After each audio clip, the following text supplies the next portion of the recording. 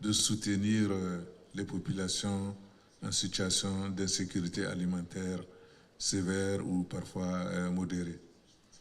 Voilà donc ce que nous faisons avec notre agent. Merci beaucoup. So transformative investments, emergency events. I'd like to find out then from you again, Your Excellency, before I bring in my panelists. We are in a very tight fiscal situation. We've spoken about the impact of the war, the pandemic, and we know that Niger is a low-income country. How are your partners supporting you in this journey, and what more would you like to see? Effectivement, nous avons beaucoup d'appui de la communauté internationale, notamment les institutions multilatérales de financement comme la Banque mondiale, la BAD, mais aussi les institutions bilatérales comme l'Agence française de développement. Ces institutions nous financent à travers des prêts à des taux très concessionnels qui nous permettent effectivement de pouvoir booster notre agriculture. Indépendamment de ces frais, nous avons également aussi des appuis budgétaires qui proviennent de ces institutions multilatérales et des institutions bilatérales ainsi que de la coopération bilatérale. Donc, globalement, sur les financements que je viens d'indiquer, nous avons 75% qui viennent de la communauté internationale à travers les prêts et aussi à travers les aides bilatérales et multilatérales. 24 à 25% proviennent directement des ressources budgétaires nationales. Thank you, Excellency. Let's bring in Peru here. I understand that you are also piloting the 3FCs and actually considering implementing them at a regional level. How important is this data for you? Perú. Sí, muchas gracias. Qué grato y necesario tener estos espacios para poder compartir, debatir, compartir temas de interés nacional, regional, nacional, mundial, ¿no? Efectivamente, previo a esto quería comentar que el Perú en el año 2021 asumió el compromiso de transitar hacia sistemas alimentarios sostenibles, con el único objetivo de llegar al 2030 con la finalidad pues de formalizar y cumplir con el objetivo de desarrollo sostenible, hambre cero. Para ello pues estamos trabajando intensamente. Es cierto, el sector agrícola en el Perú ha sido fuertemente golpeado, hemos tenido el COVID, hemos tenido el tema climático. En los últimos meses, este año Perú ha sido fuertemente golpeado por el tema de las lluvias, las inundaciones, la sequía, las heladas. Sin perjuicio de ello, nosotros venimos trabajando y qué importantes son estas alianzas para poder pues sacar adelante el sector agricultura, ¿no? Lo comentábamos y siempre decimos, sin agricultura pues no hay alimentación, y Perú es un país que se caracteriza por brindar pues tema de alimentos a nivel regional y a nivel mundial. En dicho contexto, el uso aún inicial, incipiente de esta herramienta 3FS nos ha permitido hacer una primera aproximación respecto al gasto público destinado a los sistemas alimentarios, por lo que en esta primera etapa consideramos que es una herramienta útil. Sin embargo, cabe precisar y cabe resaltar que estas estimaciones aún no son las definitivas, van a haber pues variaciones, toda vez que en esta etapa inicial este aplicativo, este programa solamente ha contemplado lo que es el gasto del gobierno nacional. Aún no han considerado lo que es el gasto que se hace a nivel de gobiernos regionales, a nivel de gobiernos locales. El Perú, a nivel de la descentralización que venimos realizando, destina recursos importantes a los gobiernos regionales y a los gobiernos locales. Más del 40% están destinados a lo que es sistemas alimentarios. Entonces, consideramos que con esta data, con este porcentaje, estos resultados después, al finalizar, van a variar considerablemente. Entonces nosotros estamos seguros que así será y estas cifras iniciales que tenemos van a tener una variación significativa. a lo que es gobiernos regionales y locales.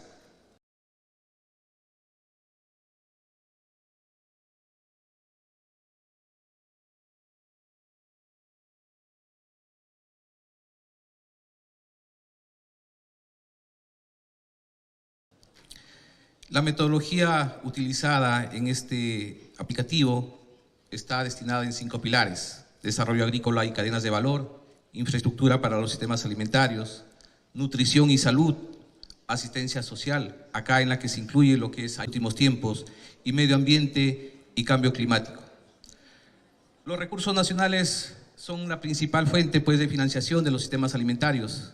Sin embargo, nosotros esperamos que el tema de la ayuda y la cooperación internacional logre incrementarse y lograr pues, esta importante intervención que tuvo prepandémica. Cabe mencionar que el principal pilar de asistencia social que nosotros tenemos por parte de los recursos del Estado pues, es respecto a la asistencia social en sistemas alimentarios en el Perú. Este financiamiento aumentó el año 2020 debido a los mecanismos de subvención, dado pues, el tema del COVID que se tuvo intensamente en nuestro país. I must come in there so we can get more comments. We get lots of contributions and lots of insights from the other countries. We thank you for sharing your experiences in Peru. Let us hear now from Norway. I understand, Minister, also that you also value the 3Fs. I mean, how important are they, especially in the context of the UN Food Systems Coordination Hub? Thank you so much, and thank you for inviting me to this very important and interesting panel, and I congratulate Niger and Peru on their very interesting accounts. Knowledge and information about how the financial flows are directed and channeled is essential for planning development progress. It's an absolutely essential tool if Norway, as a donor country, is to, use our efforts in the right way. But, let us not fool ourselves. This is extremely complex. And I think, I think honestly that agriculture and food systems might be the most complex fields of development there is. And to be honest, maybe that is why, as a gentleman from the Islamic Bank mentioned, agriculture has to a certain extent been a little bit neglected lately, because it is so complex. Just to mention one issue, the urban-rural link. We know in order to transform food systems, we need to make sure that urban poor have access to nutritious food. Well, in many countries today, that food does not come from the food-producing sector around the cities because logistics is not there, etc. And so that is just to, to give one example of how there is such a multitude of investments that need to take place.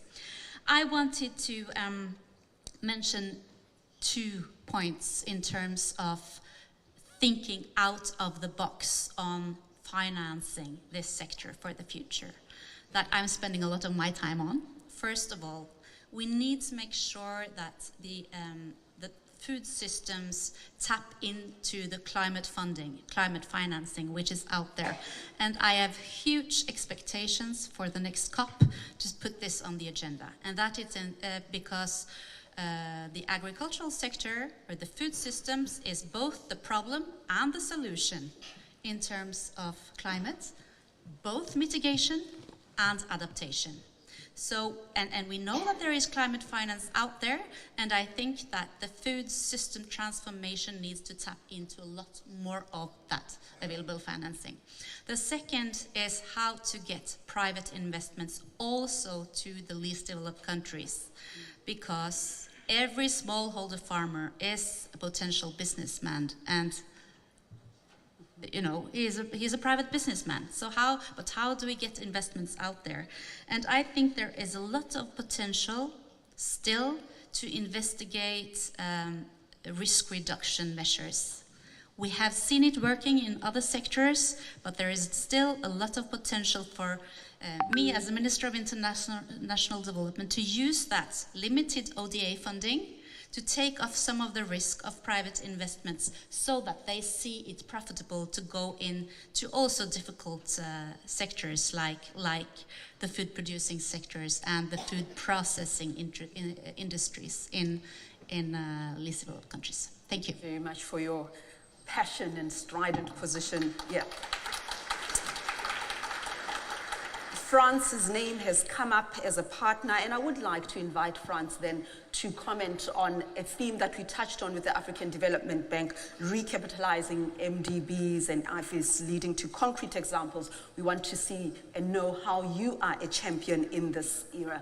We need funding for IFAD. We need it all directed to low and middle income countries. Your comments, France? Merci. Merci beaucoup. Moi aussi, je vais parler en français. Alors, tout d'abord, je voulais dire qu'effectivement, la France est convaincue que les attentes des ODD impliquent une évolution profonde des systèmes financiers. Et c'est ça que nous avons aussi... c'est pour cette raison que le président de la République a organisé à Paris ce sommet pour le nouveau pacte financier. Et je remercie beaucoup parce que nous avons commencé tous ensemble, en s'aimant avec le président Ruto, le président Tinubu, le président Bazoum et beaucoup des autres, avec vous, Sir Alvaro. Et on va poursuivre cette mobilisation aussi au sommet climat de Nairobi. Qu'est-ce que je veux dire? Parce que c'est vrai, tous les interlocuteurs, ils ont dit que nous avons besoin, ça c'est un constat, de financement, mais la question c'est pas seulement avoir plus, mais comment on peut faire mieux. Et là, je voulais dire que on sait très bien qu'on a des besoins qui sont très très élevés, car la situation depuis les sommets sur le système alimentaire de 2021, elle a totalement changé après la crise de Covid, mais sans oublier les catastrophes climatiques, mais aussi la guerre d'agression russe en Ukraine, qui aggrave encore cette situation avec les récentes retraites russes de l'initiative céréalière de la mer Noire. Et encore, c'est une cynique expression pour les pays surtout les plus vulnérables.